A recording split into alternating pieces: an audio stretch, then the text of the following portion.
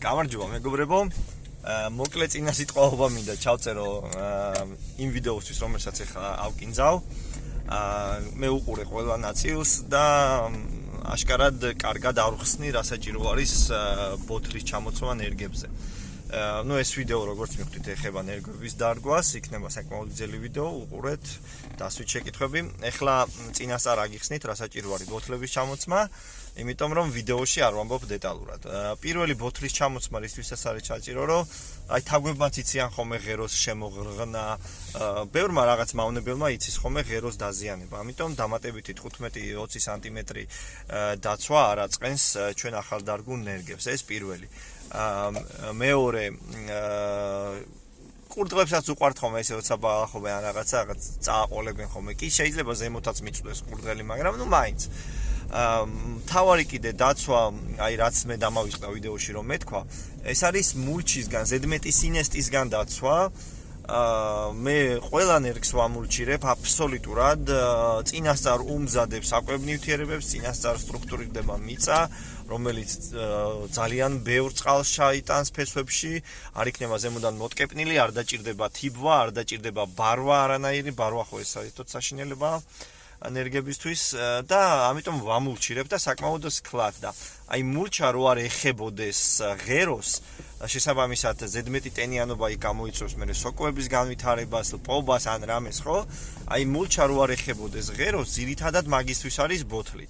ამასთანავე ხა თუ ფერადი ბოთლია, იქ რასაც ვამბობ ვიდეოში, რომ მანქანით რო არ დავეჯახო გადაუარო ნერგს, სათიბით რო დავინახო, მაგრამ სათიბით ისედაც მე პირადად დავინახავ, იმიტომ რომ მულჩა მაქვს ირგვლივ იმხელა და ეხა იმხელა მულჩას როგორ ვერ დავინახავ, მაგრამ ვიღაცა მაგალითად არ ამურჩილებს და იმისთვის კარგია და თქვათ მოხდება ხოლმე თვალში ეგრევე ნერგი, განსაკუთრებით პატარა ნერგები. ეს არის აი ძირითადი დანიშნულება ამ ბოთლის და მაქსიმალურად მშრალად შეინახავს იმ ნამყნობ წერტილს, რომელიც არის ყველაზე ფაქიზი ჩვენთვის და ყველაზე მტკივნეული, ასე რომ ვთქვა, ჩვენი ხეხილისთვის, რა.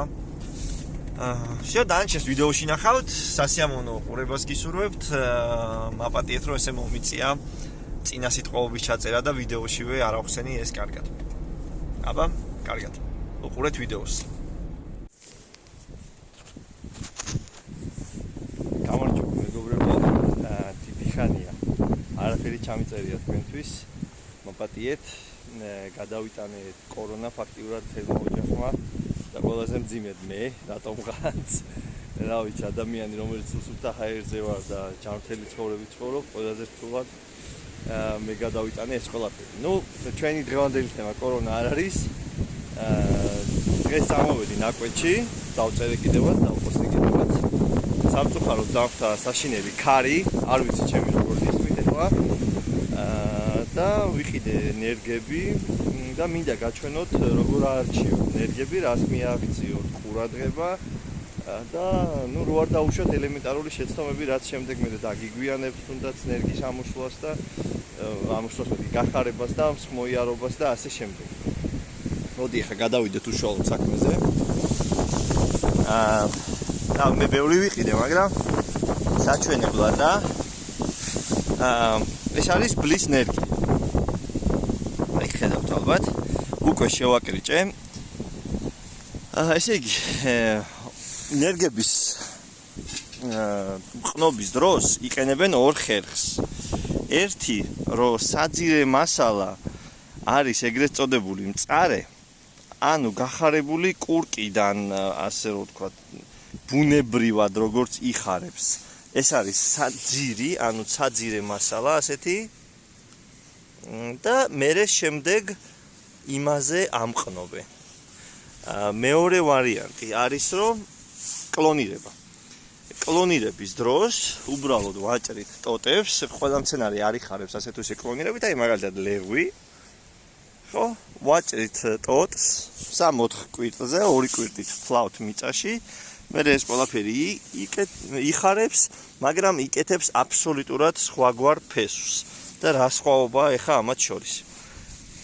კურკიდან განვითარების დროს ემბრიონი ჩანასახი, ასე რომ ვთქვათ, ხო, გენეტიკურად ვითარდება ცალკე ფესვი და ცალკე ღერო, რომლებიც არიან აბსოლუტურად სხვა და სხვა. როგორც ჩვენ ორგანიზმში, ხო, თავია, ფეხია. და სხვადასხვა ფუნქცია და დატვირთვა და აგებულება აქვს. შესაბამისად, ასეთი სწორად გენეტიკურად განვითარებული მცენარეის საძირე არის უფრო ამტანი, გამძლე, ფესვი ჩადის ძალიან ღრმად, საერთოდ არ ჭირდება მორწყვა, ფაქტიურად, დარგვის წინ, ამაზე ვილაპარაკებთ, თორე მორწყვა არ ჭირდება, ბევრად ამტანი არის დაავადებების მიმართ. ასეთ საძირეს ყოველთვის, როცა ყიდულობთ, დააკვირდით, აქვს ერთი ცენტრალური, კარგად განვითარებული ფესვი. რომელიც გადავჭერი მე, ეს არ აუშვებს, ეს აღიდგენს, მოხდება რეგენერაცია და გააგრძელებს თავის საქმეს. ანუ ეს აქვს კლონირებით გამრავლებულ ხეს აქვს ფუნჯა ფესვი, მხოლოდ და აი ეს შუანა ღერძული, ძლიერი, მასიური ფესვი არ აქვს. ანუ ის გენეტიკურად ფესვები არც არიან. კლონირებით გახარების დროს ღერო იკეთებს სახეცვლილ ღეროებს, რომლებისაც ჩვენ ხედავთ როგორც ფესვებს. ის მაინც არის ღერო, რომელიც არის უბრალოდ პირობებიდან გამომდინარე სახეცვლილი. და ასრულებს ფესვის ფუნქციას, თორე გენეტიკურად ის ფესვი არ არის. და შესაბამისად ვერც შეასრულებს ისე იმ ფესვის დავალებებს, რასაც ასრულებს გენეტიკურად სწორად განვითარებული ფესვი. ანუ აი ეს ჩანასახშივე, აი აქ მოხდა გაყოფა და აქედან ქვემოთ წავიდა ფესვის განვითარება და ზემოთ წავიდა ღეროს განვითარება. ეხლა აუცილებლად მიაღწიეთ ყურადღება ნამყენ ადგილს. არანაირი აქერცლილი, გატყავებული, გახრილი და ასე შემდეგ. იმიტომ რომ ძალიან დიდი დატვირთვა მოდის ამ ადგილზე, შემდეგ ნერგის განვითარების დროს და შესაბამისად ის უნდა იყოს აბსოლუტურად საღი და არ უნდა იყოს დაავადებული და რაღაც გაქერცლილი და ასე შემდეგ. ეხლა პატარა რაღაც კანებზე არ ვიძახი ოდნავ რა. ანუ ხედავთ ხო? ეხლა რაც შეეხება ღეროს. თუ აქვს ძირიდანვე რაღაც ძალიან ბევრი დატოტებები, ხო? ეგრევე შეიტანეთ ეჭვი, რომ ეს არ არის რაღაც ნამყენი ან ჰიბრიდი რაღაც კულტურული გამოყვანილი ჯიში და სავარაუდოდ შეიძლება იყოს ველური. და სხვანაირად გამოიყურება აბსოლუტურად რა. ღეროს შესაბამისად და შეძლების დაგვარად უნდა კონდეს დაძინებული კვირტები. რატო არა ფოკუსირებს დღეს ჩემი კამერა თავისით არ ვიცი. აი ესეთი კვირტები დაძინებული, ესენი არ უნდა იყოს მოცლილი არავითარ შემთხვევაში და ღეროც არ უნდა იყოს დაზიანებული. დარგვის დროს აუცილებლად ვამოკლებთ იმის და მიხედვით თუ საიდან გინდათ მე მომავალში რომ დაიწყოს დატოტვა.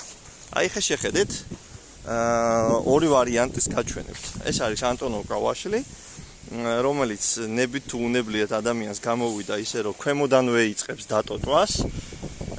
ისხამს ძალიან ბევრს, იმიტომ რომ ზუსტად აი ეს 45 გრადუსით გადახრილი და უფრო მეტით 90 გრადუსით გადახრილი ტოტები არის გათვლილი ბუნებრივად მოსხმისთვის და არა განვითარებისთვის და ეს ძირიდანვე იკეთებს ვარჯს, შესაბამისად უფრო ადვილად ადის ნაყოფამდე წყალი, საკვები ნივთიერებებიც და ასე შემდეგ რა.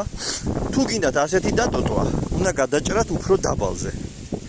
შესაბამისად მე გამოვა კვირტები და იმ 2-3-ს რომელიც გინდათ სამომავლოდ იყოს აი ეს ტოტები, ხო, იმათ დაუტოვებთ იმ კვირტებს, დანარჩენს ვაცლით ხოლმე. ხო, მეორე ვარიანტი, როცა გინდათ რომ აი ზემოთ დაიტოტოს და ქვემოთ გქონდეთ ესეთი სასიარულო ადგილით, მამაჩემს არ უყვარს ძალიან. თავი არ უნდა ედებოდეს ტოტებს, მე პირიქით მიყვარს, როცა ბავშვიც კი მიწვდება ნაყოფს მოსაწყვეტად და იოლი დასაკრეფი არის ხე. ახლა ეს ანტონოვკა ჩემთვის არის იდეალური, არის დაახლოებით 5-6 მეტრის სიმაღლეში და სულ ფაქტიურად მთელ ხეს ერთი პატარა გასაშლელი კიბით მოკრებავ. ახლა მეორე ვარიანტი არის ეს კომში, ხო? აი იქ არის რაღაც ასული და ძლივს დავკრიფე, ვერ ვკრიფავდი და ვერ დავკრიფე და დავარხიე ჩამოყარე ძირს. ხო, შესაბამისად თუ გადაჭრით მაღალზე, დატოტვას დაიწყებს მაღლიდან. მაშინ ან შეგიძლიათ გაზაფხულზევე ხელახლა მიცეთ ფორმირება.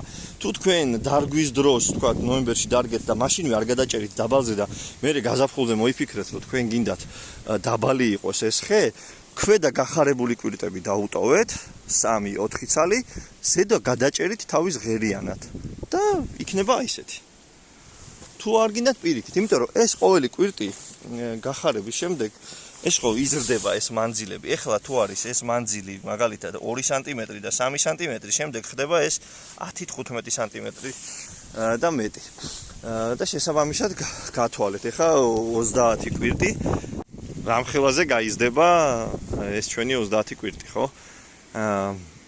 იქნება რაღაც, აი ამაზე კიდე შეიძლება მაღალი იყოს რა. ამიტომ თქვენზე არის დამოკიდებული წინასწარვე თქვენ ნერგავთ მომავალს ხისას და ამის დამიხედვით გათვალეთ რა. აი ეს მანძილები კვირტებს შორის და ისიც გაითვალისწინეთ, რომ ეს რო გაიზრდება რამხელათი უკვე უფრო დიდი დაშორება იქნება კვირტებს შორის. დღეს ჩემ კამერას რატომღაც ფოკუსირება არ უნდა. ეხლა მოგიყვებით ძირითად ნიუანსებს დარგვისას და თან დაგათვალიერებებთ ჩვენ ტერიტორიას 3000 კვადრატული მეტრია სხვათა შორის. მოდი საიდანვე დავიწყო, აქედან დავიწყოთ და მივიდეთ ბოლოში. ხო, დარგვის პერიოდები. გადასარევი პერიოდია ეხლა დარგვის, იმიტომ რომ ხეხილს ძინავს, შეგეშინდება ციცივის. უბრალოდ ეხლა ზემოდან თუ ესეთი აქტიური თოვა და მერე ამინდის პროგნოზებს უყურეთ და ყინვები უნდა დაიჭიროს, მოერიდეთ მაინც რა. ესე ჩვენი მდინარე ნორიოს ხევი. თავარი არის რომ ხეს ეძინოს. აი ეს არის თავარი პირობა, რას ნიშნავს ხის დაძინება. აი ხლა მაგალითად აი აკაციას ჯერ არ ძინავს. მწვანე ფოთლები აქვს ხას-ხასა. ხო და ემზადება დასაძინებლად, იმიტომ რომ ნახეთ ძალიან მარტივად ძვრება ისინი, რა ქვია, კვირტები, ფოთლები რა. შესაბამისად ფაქტიურად მზად არის. თქვენ თუ გაქვთ ხე გადასარგავი და ასეთ მდგომარეობაში შეგიძლიათ ესე ხელით მოაშოროთ ის ყველა ფოთლები, გადაჭრათ, ამოთხაროთ და გადარგოთ იქ სადაც გინდათ. კარგი პერიოდი არის. ფაქტიურად მთელი ზამთარი შეიძლება ხეხილის დარგვა. ნოემბერის რატო იძახიან მაინდა-მაინც, რომ უკვე ძინავს ნოემბერში ხეს და საკმაოდ დიდი პერიოდი აქვს პირველი სიცხეების დადგომამდე იმისთვის, რომ ფესვი განივითაროს რა. ესეც ჩვენი სათავსო. საკათმე იქნება ალბათ აქ. ხო, ზომას რაც შეეხება, ხა ზოგი ფიქრობს, რომ რაც უფრო დიდ ხეს დარგავს, უფრო მალე გაიზრდება. ბევრჯერ ამერგია და პატარას გადაუსწრია. იმიტომ რომ დიდი ხე დიდ დატვირთვას აძლევს ფესვებს. ფესვები ვერ ასწრებს მათ მომემარაგებას საკვები ნივთიერებებით და შესაბამისად ესე ჩერდება და აჩერებს ხე გაზრდას. და ამიტომ ყოველთვის არ არის რეკომენდებული დარგოთ დიდი 3-4 წლიანი ხეები, ხო? დიდი ამური არის 2 წლიანი ნერგი. ან და 1 წლიანიც ხანდახან ასწრებს ხოლმე 2 და 3 წლიან ნერგს. ეხლა რა პერიოდამდე გავთ სანამ დაწყება. ნერგის პრობლემას უქმნის უფრო სიცხე, ვიდრე სიცივე. სიცივე რა პრობლემას შეუქმნის? არაფერს ძინავს ნერგს, წყალს არ აორთქლებს, საკვები ნივთიერებები ღეროს არ ჭირდება, არის დაძინებული, ხო, ფაქტობრივად დაკონსერვებული. როგორც კი დათვება, მცენარე უშვებს კვირტებს, ფოთლებს, იწყება წყლის აორთქლება და თქვენ თუ ამ დროს მხოლოდ ზრგავთ, ხო, ისეთი სიცხეები იქნება, რომ გაახმარს. ვერ მოასწრებს ფესვი, ვერც განვითარებას, ვერც წყალს ამოქაჩოს და ვერაფერს. ეხლა დავდგეთ და რაც შეეხება მანძილებს. აი ეხლა მოვედით აქ. იქედან დავდგები, მზე იქედან უყურებს. ბლის ხე, ჭანჭურის ხე. მათ შორის არის მანძილი 7 მეტრი. შეიძლება არ ეტყობა კამერაზე, მაგრამ 7 მეტრია. შუაში ჩაურგო ვიღაცამ ვაშლი. მე პატრონემ წინა, არა წინის წინა. აბა შეხედეთ რას გავს ვაშლი. დაიჩაგრა, აშკარად დაიჩაგრა. შეიძლება კი სხვა რაღაც დაავადებებისგან დაიჩაგრა, მაგრამ ყოველ შემთხვევაში აშკარად ეტყობა რომ დაჩაგრულია, დაჭრდილულია, აქედან ქლიავი ეს ვაშლი, იქედან ბალი, იქედან საღამოს მზე სუფარავს დიდი ბალი და ამომავალ მზეს უფარავს ამხელა ჭანჭური და შესაბამისად ტყუილა ჩაყარა ამ ადამიანმა შრომა არა და კარგი ვაშლი არის გოლდენი. ჩემი აზრით ესეთი დიდი ხეებისთვის თუ ჯუჯა ხეებს არ გავთ იდეალური მანძილი არის 6 მეტრი. აი ხა დაგვირდით ბლის ტოტი და უკვე ჭანჭურის ტოტის. მაგათ შორის არის მაქსიმუმ მეტრი. ანუ თქვათ მიედნენ ერთმანეთს ოდნავ და ზუსტად იქნებოდა 7 მეტრის მაგივრად 6 მეტრი დაშორება. ამ ორ ბალს შორის ხო ძალიან პატარა დაშორება და ეთყობა კიდევ ეს ბალი იქეთ ამ მხრიდან ტოტებს არ იმვითარებს. ჩვენ გვაქვს ნახევარბალა. აი ნახეთ. აქედან ტოტები არა აქვს ფაქტიურად. არა და სულ აქედან უყურებს მზე ხო? იმის გამო რომ ეს ბალი ჩრდილავს. ეს ყველაფერი გაითვალისწინეთ. თქვენ შეგიძლიათ რა თქმა უნდა მომავალში ფორმირებით შეამციროთ ხის ფართობი ასე ვთქვათ და გაუშვათ სიმაღლეში, მაგრამ რა გინდათ. თქვენ თუ გინდათ რომ ხეხილი ისხამდეთ, ჯობია იყოს დაბალი, ესეთი გაშლილი ვარჯებით და მეტი მოგცეთ.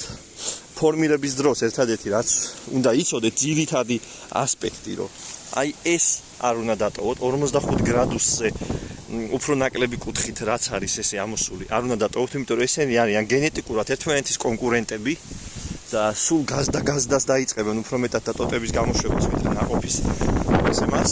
აი ეს უკვე 45 გრადუსით გადაწეული ტოტი არის ის ტოტი, რომელიც ძირითადად გვაძლევს ნაყოფს და თან იზრდება კიდევაც და 90 გრადუსით აი გაშვებული ტოტი რაღაც პერიოდ მანძილზე გაიზრდება და აი ეს არის ძირითადად სანაყოფე ტოტი, რომელიც გაძლევთ ნაყოფს და დიდად აღარ გაიზრდება. სიმაღლეში არ წავა, ანუ სიგანეში შუქის და ფესვების სიძლიერის მიხედვით წავა. ამ ყველაფერს გაითვალისწინეთ, თქვენ ფორმა როგორი გინდათ მიეცით. ეს არის ძირითადი ასპექტები. ხლაზე მე ჩავწეროთ ვიდეო. სხვა აი ეს ყველაფერი საბოლოო ჯამში ამ ყველაფრის გათვალისწინება. იქ ქარიანი ადგილი უყვარს, არ უყვარს ნერგს, წყლიანი ადგილი უყვარს, არ უყვარს ნერგს. იქ უფრო მაღალია, მაგრამ იქ წყალი დგება იმ შენობის წინ. სულ სინესტი არის, იმიტომ რომ კაკლები ჩრდილავს მთელი დღის მანძილზე იქ. ხო, ეს ყველაფერი გაითვალისწინეთ, რა უყვარს, შუქი უყვარს ყველა მცენარეს, რომელიც ისხამს ნაყოფს. ფაქტიურად ისეთი მცენარე, რომელსაც უყვარს ჩრდილი და გვაძლევს რაღაც ტკბილ გემრიელ ნაყოფს, მე არ ვიცი, თქვენ თუ იცით? მითხარით. და ამის მიხედვით არჩიეთ ადგილები. ზოგ ხეს არ უყვარს ქარი. ერთადერთი რასაც ქარს შეეხება კიდე ზოგმა იცის ხოლმე რომ სარს დაუსობს ნერგს და მიაბავს ხოლმე რა. და მე რო გაიზრდება ხოლმე ეს ნერგი რაღაც ბზარები უჩნდება კანზე და რაღაცებზე, იმიტომ რომ ქარი იქნება ყოველთვის და თქვენ თავიდანვე როცა ხეს აფიქსირებთ ერთ ფორმაში, მას უკარგავთ ელასტიურობას. არავითარ შემთხვევაში არ შეიძლება ხის ესე მიმაგრება. ეხა არის ბაღები შპალერებზე აშვებული, ისინი მუდმივად შპალერებზე რჩებიან ფაქტიურად და მასეთ ხეებზე არ ვიძახით. მე ვიძახი ჩვენი ეზოს ხეხილზე. ანუ დარგვის დროს არაფერზე არ ვაბავთ ხეხილს. მე ერთადერთი ბოთლს ვჭრი კოკაკოლის ნაბეღლავის ბოთლს ძირზე, თავზე და დარგულ ხეს მე სურათს დავდებ, ზემოდან ჩამოვაცმევ. არაფერმა რო არ გააფუჭოს, აქ კურდღლებით დარბიან, ტურა, მგელი, რავი, მღრნელები 1000 რაღაცა. სათიბითას რო არ მოვდო ხოლმე, ის სათიბი ტროსები და უფრო შევნიშნავ ხოლმე, როცა ენერგი იქნება ან მანქანით ან რაღაცით რო ეზოში შემომყავს ხო მანქანა. და ამისთვის ესე ვაცმევ ხოლმე ბოთლს, რომელიც დამატებითად იცავს. მე ხეხილი რო ცოტა გამსხვილდება და გაიზრდება, აცდება 2 მეტრს, ამ ბოთლს შემოაჭრით და ეგ არის და ეს. რავი, მე მგონი ყველაფერზე გითხარით. დარგეთ ხალხო, რაც მეტ ხეებს დარგავთ უკეთესია, ეზო თუ არ გაქვთ, წადით ცარიელი ადგილი ნახეთ, ტყეში დარგეთ, სადმე დარგეთ, ნებისმიერ ადგილას გავამრავლოთ ხეები და ეს ნელა გაუდაბურებული ბევრი ჩვენი ადგილები შევავსოთ ხეებით. ეს არის და ეს რაც მინდოდა მეთქვა. მადლობა ყურადღებისთვის. არ ვიცი როგორი გამოვა ამ ქარის გამო ვიდეოები, რა იქნება, მაგრამ ნუ იმედია ნაკვეთის განახეთ და ცოტა რაღაცა ინფორმაციაც მოგაწოდეთ ხეების დარგვაზე. მადლობა ყურადღებისთვის, აბა შემდეგ ვიდეოზე. კარგად. კი დაგემშვიდობეთ, მაგრამ რო არ მენახა როგორ ურგავ ხეს, მე რეიტყოდით აბა რატო არ გვაჩვენეო, ესე თეორიულად რა გავიგოთო. ეხლა შეხედეთ. თუ არის მძიმე, ქვიანი, რაღაცნაირი კლდიანი მიწა, უფრო დიდი ორმო ამოთხარეთ და უფრო ღრმა. ეხლა რატო არ ჩაურღმავდი აქ ძალიან და რატო არ ამოთხარე დიდი ორმო. მე გამიმართლა და აქ აღმოჩნდა უფხვიერესი მიწა. ქვიშანარევი, ლამი არის შიგნით, აშკარად ეთყობა დინარისგან დანატბორი, სანამ ამ ბეტონის ჯებრს ააშენებდნენ, ეთყობა დინარეს სულ ტბორავდა ამ ტერიტორიებს და წაში არის ლამი. ეხლა ბევრი კითხულობს, მოუნა თუ არა მორწყვა, როგორ არ უნდა მორწყვა, მე რა რო ზამთარია. ნახეთ. აი ნახეთ. 25 სანტიმეტრია დაახლოებით 30 სანტიმეტრია მიწას სველი. შემდეგ არის აბსოლუტური სიმშრალე. და თქვენ აი ამ დონეზე გექნებათ დაახლოებით ფესვი. რო ვთხრი, დაახლოებით აქ თუ უნდა ჩავიდეს ნერგი, ხო? აი შეხედეთ. ეს ხო უნდა დარჩეს ზემოთ. ეს ნანამყენები ადგილი, ხო? მე ქვემოთ ბარით კიდევ აფხვიერებ, რომ იქ თავისუფლად წავიდეს ფესვი, მაგრამ არა იმდენად, რომ წყალი სულ გაიქცეს ხოლმე. ზომიერად ყველაფერის კეთება რა. ეხლა აქ მე კიდე მომიწევს მორწყვა, იმიტომ რომ ეს არის ქვიშა და მომენტალურად წავა აქედან წყალი, გაიქცევა ეგრევე. ასე რომ ეხლა ხო მორწყავ თითო ვედრა ნახევარი, ორი ვედრა თითო ძირზე და თუ წვიმები არ იქნა, ორი კვირა, სამი კვირა კიდე დავამატებ ერთხელ წყალს და всё, ამით დამთავრდება. ეხლა მოდი ჩავრგოთ. ესე ვიკავებთ. და ფესვებში ვაყრი ჯერ ფხვიერ მიწას, რომ ფხვიერში დავსგულისხმობ გეტყვით ახლა რა. მიხვდებით. და იმას უტკეპნი მე ცოტათი ფესვებს ჭიდროდ თუ არ შემოეხვია მიწა, ხო, როგორ ამოქაჩავს წყალს. აი ამ ფესვებზე ოდნავ ძალიან დიდი დაწოლით არა. ესე უტკეპნი მიწას, всё. მე ვულაგებ აი პირველ მონაჭრელს რა, აი ამ ბალახიანს, სარეველიანს, ეგ ჭანგა, სარეველათი ქვემოთ. ეხლა რატო ვაკეთებ ასე? ჯერ ერთი რომ ამ სარეველას ვიშორებ ფესვებთან, ნახეთ რა ფესვი აქ ჭა. მე მეორე ჭიაყელებს ვაძლევ დამატებით საკვებს. ბევრს არა, იმდენს რომ აქ რაღაც წყალი დაგროვდეს, ფესვებმა ლპობა დაიწყოს და რაღაცა. ყოველ შემთხვევაში ნახეთ სარყვლი ერთვე დროს. და ჭიაყელები, რაც არ უნდა მე ხა აქ დავტკეპნო, ზედმეტიც რომ მომივიდეს. ხო. ჩემი ჭიაყუები გააფხვიერებენ აი ამ მიწას. ეს ყველაზე დიდი ბალახიანია ვიღოთ და ეგ ჩავთოთ. აი ის დაღმა.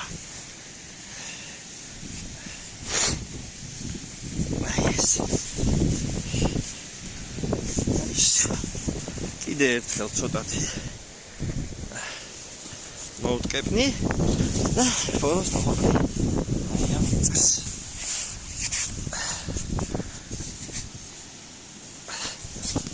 ერთი სიტყვით მიხვდით. ეს ყველაფერს გავალამაზებ. აი ასე. და ეხლა გაჩვენებთ საბოლოო სურათს. აი ჩემი დახური ნერგი გამოიყურება ასე. ეს უკვე არის დამორჩილებული, იქ აქვს ბოთლი. ბოთლი კიდე საშუალებას არ აძლევს მულჩას, რომ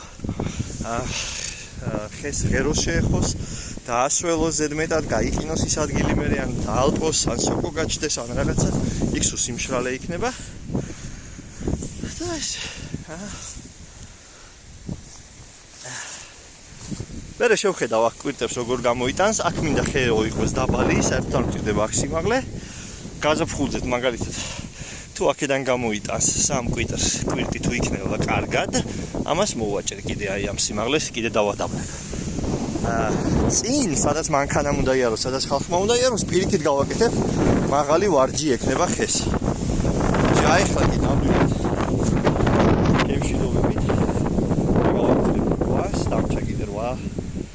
და მე დავიწყებ პოსტის გეგმარებას და მაგაზეთ ჩაგიწერთ ვიდეოს. ანუ თუ ქარი დამაცდის. აბა დროებით.